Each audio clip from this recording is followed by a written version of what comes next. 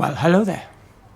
I've just been thinking about what Rishi Sunak's been saying. Oh, this is over the last couple of weeks, where he's done a slight squiggle in his path. It's not a U-turn as such. It's just a delay in the abolishment of internal combustion engines for motor vehicles.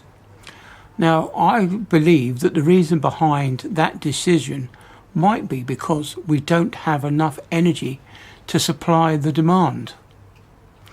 Now, at the moment, the UK's power, we supply or generate about 275 terawatts of energy a year.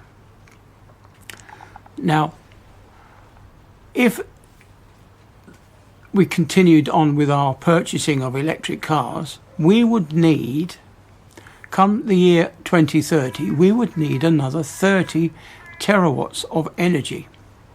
Now, I've looked into how much energy the average power station produces, and the average power station produces somewhere in the region of about 0.891 terawatts of energy. Now, okay, we'll round that up to 0.9 terawatts. So in 2030, we're going to need another 30 terawatts. So 30 divided by 0.9 is going to give us 33 more power stations. So in 2030, we're going to need 30 more power stations. Now, at the moment, they're currently building 8 new power stations, and these 8 new power stations will be ready in 2025.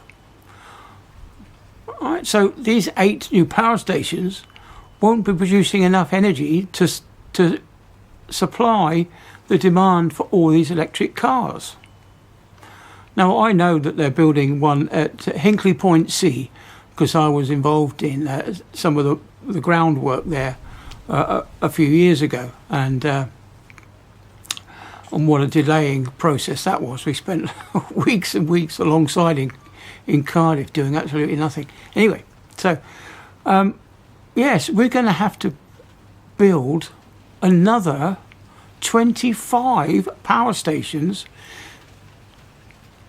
Oh, well, they've got 7 years. Well, okay, with the extra 5 years they've got another 12 years to build another 25 power stations. Now, I can't see that happening. So how are we going to supply all these new electric cars that they want to push out in 2035 now? I don't think so. And not when they've got to build another 33 power stations between now and then. And they'll be coal powered or they'll be gas powered. So your electric car isn't so green after all, is it? Because we haven't got enough windmills, and we haven't got enough solar panels, and we haven't got enough other forms of renewable energy to use, have we? And of course, there isn't enough batteries to store the energy that we're producing during the day when we've got excess power. When the wind blows and the sun shines, we've got all this excess energy coming onto the planet, and we're not using it, we're not storing it. There are no batteries that can sustain even a few hours demand in this country. This is why we need to, if we're going to use wind farms, then we really ought to be having mega storage facilities to store the amount of energy that they can produce when the wind's blowing and there's no demand. Now, you've seen some of my videos, and you've seen the number of windmills that aren't turning. There's quite a few of them out there. You might have a field of a couple of hundred windmills, and yet there might just be 100 that are turning, and the rest are just sat idle waiting. And of course, every windmill has a diesel generator to get them up to speed, because the wind blowing over one of those blades probably isn't enough energy to overcome the friction involved. So they do have a diesel generator to get them up to speed. So that's it, I think. Without rabbiting on too much, I think the production of EV cars is going to have to be put on hold until we have the energy supply to supply the EV cars. And this is what's happened in America.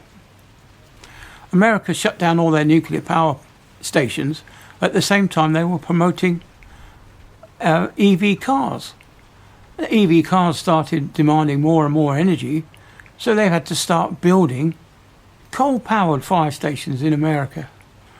I know some of the California and Los Angeles states, they ship in their energy, so they might conveniently convince their citizens that they're being green, but they're actually shipping it in from states that have coal-powered power stations. Now, these days, coal-powered power stations aren't so bad. There's virtually no pollutants that go out into the atmosphere because the CO2 is used, and some of the other byproducts are used. Well, drywall is a good insulation, a good example of what's actually a byproduct of power generation using coal. What they actually do is that powdery stuff that goes in the middle of the car between two layers of cardboard is actually produced at the power stations. But anyway, I digress slightly. So there, that's it then. Just to sum up at the end of this video, Rishi Sunak can't guarantee that there's going to be enough power to supply all the EV cars that he wants to put on the roads. And Sadiq Khan is going to have to put up a few more power stations in his town just so that people can run their EV cars. Anyway, that's enough. Catch you later. Bye then.